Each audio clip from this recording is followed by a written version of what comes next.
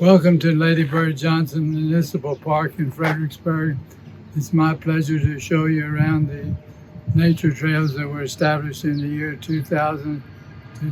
If you look at the map behind me, you'll see a map that has different colors. Each one of those colors represents a microhabitat like a prairie or a riparian area or a forest or lakeside wetlands, that type of thing. We're fortunate to have 7 of these different microhabitats inside of a 15-acre envelope, which is incredible when you think about it. If you went out to look for all these habitats in that type of environment, you would not be able to find it. We were lucky enough to have it. We have approximately 265 wildflowers with species. We have about 180 plus birds that we've seen here in the park, and probably somewhere close to 100 species of butterflies. Very incredible diversity, and I'm hoping to show you some of those things along the way today. This is one of the first stops along the trail as you head towards the east, and we wanted to demonstrate all the rocks that occur in the hill country. The hill country is known for as being a very old and dynamic system of rocks covering over 1 billion years in time. The first stop along the way that shows the habitat that butterflies can come to and find nectar and host and larval plants for their young. You can see that this was one time a part of the trash collection area for the park. We were able to clean it out and replace it with butterfly-prone plants. You'll see the blue plants are mealy blue sage, the reddish orange and yellow are lantana. We have over nearly 100 different butterflies here in the park. So this is where the trail divides. The trail to the right is the old trail, and the trail to the left is the handicapped accessible trail, which we call the hat, so that it's not a steep slope for the people with a handicap.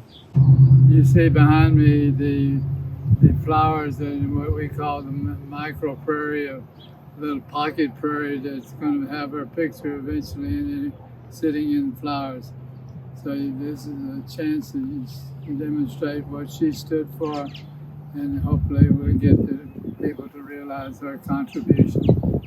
If you look here, and behind me we have purple martins that we initiated into the park about a year ago, and they have been very delightful for everybody that visits the park to get up close to see what they look like and how they can sing and enjoy their life in the park. Behind me you see the stockade fence wall that protects people walking down the trails from scaring the birds that are behind it.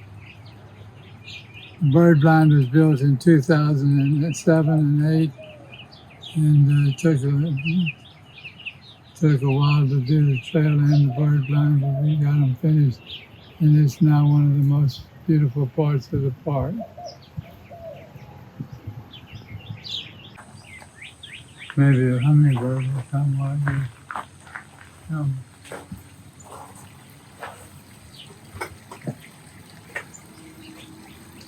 We built the water feature in the year 2020, right at the beginning of the COVID problems. It has been one of the real drawing points that people come here to see the birds come in to get a drink of water, take a bath.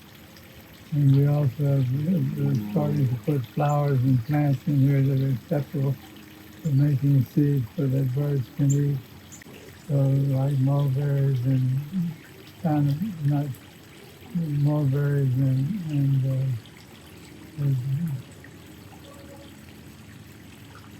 poke salad. The pokeweed is also the one behind the water feature. Has a lot of berries on it all summer. And so you can see the flowers for the hummingbirds and all the things that we can show it. Give them a chance to swim here and get straight in water and meet them. One of the more interesting of our microhabitats is the forest. When you walk in here in the middle of the summer day, it's very sunshiny, but it's very dark under here, dark enough that plants can't grow. And so you see all these big live oaks that have been here maybe before the settlers came, and it's important that they stay alive. You also see that there are little straight tree saplings growing in here that were planted by birds. They're hackberry trees. The birds eat the seeds and drop the seed remains over, and the trees come up. And you see them growing straight up looking for the sun because it's so dark. There's very little sunlight in here. So this is one of the true microhabitats. Forests depended on shade to keep out the fires, and so there's a battle always going on between the forest and the prairie regarding who's going to win there. And we will see later that the forests have taken advantage of the lack of wildfires to control the territory. This is the microhabitat next to the forest where the battle is taking place. You see little tree saplings growing out into the prairie. They're here because wildfires were eliminated back when the settlers came into this part of the country. And so the trees took advantage of that. There's no fuel out here anymore. The fuel is here. It's not utilized by fires to kill the oak trees. So you see them marching out into the prairie, unbashful about taking over new territory.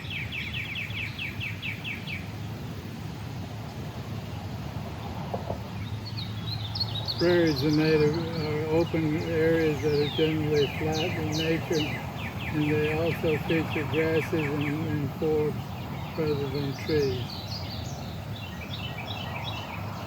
And to your left is the blackjack oak. To the right is your live oak. The post oak. The post oak has more lobes, and the blackjack has little spines on the end of the tips. You can see the spines very clearly. These constitute the post oak savanna, which is scattered trees among a prairie type atmosphere and microhabitat. Some of the whole vegetation zones have been called the post oak microhabitat. We're now in one of our 7 main microhabitats. We call this the South Texas brush country, where it's very dry habitat with features prickly pear, mesquite trees, and other plants that prefer dry seasons to operate. We are now standing in a stream bed that was deposited active about 100 million years ago. It so happens that it's alongside a stream that's currently here. Geologists like to use the present as key to the past, but we're looking at 2 different streams, both going in the same direction and featuring the same type of habitat. The only difference between this one today and the one that was when this was active is that there probably were dinosaurs lurking in the floodplain along this river. We built a trail in here across the creek, and nobody's been in there for 35 years. This is our newest bridge in the last of 4 different styles of bridges. We had such an erosion problem here trying to cross the creek, and finally I just decided to build these stairs in 4 aquifers. We have the oldest one is the Hickory, which is up by Enchanted Rock.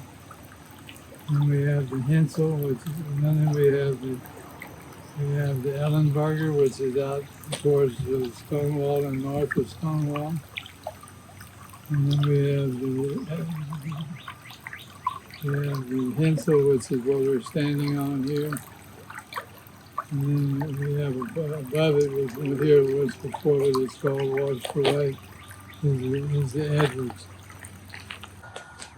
That's dripping, see that's how aquifer, see the dripping water, the dripping spring. Never has stopped in the 20 years we've never seen that stop dripping.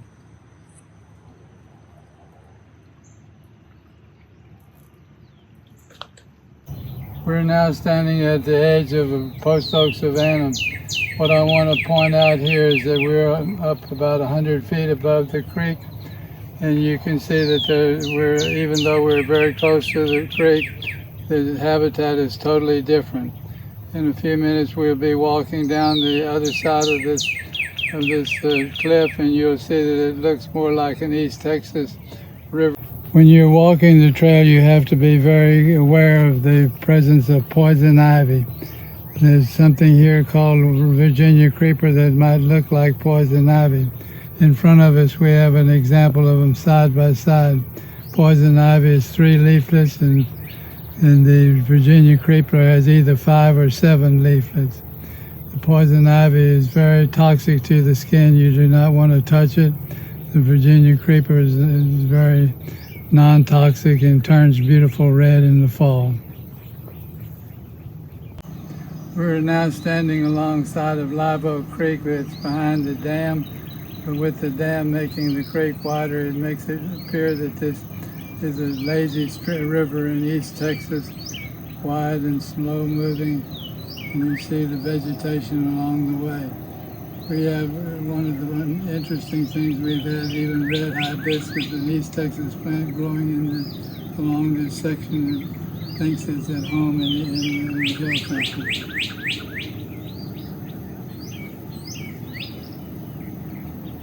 The lake was formed when they built the dam back in the 60s. Now the island formed in the lake in the year 2002, and it continues to grow with each flood. Eventually it probably will fill this lake in unless it's drained with some sort of a silt removal. This is a contrasting. We were 50 feet away from this side when we took the last video up on top of the hill.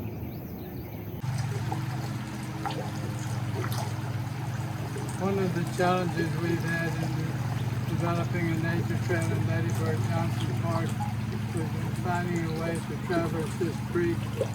We've had, over the years, 20 years, we've had over 5 different bridges. And this past year, we decided to go and make a more permanent bridge in the city park. People built this bridge in 2 days. Behind me, you see a staircase of rubble. This was to protect erosion from the water coming from the baseball field across the highway. So all you see now is the stairway and just a rubble pile. So it does not wash away with a flood. In 2007, the water was 40 feet deep here. So you can imagine what it was like for a few hours while that water was raging through here.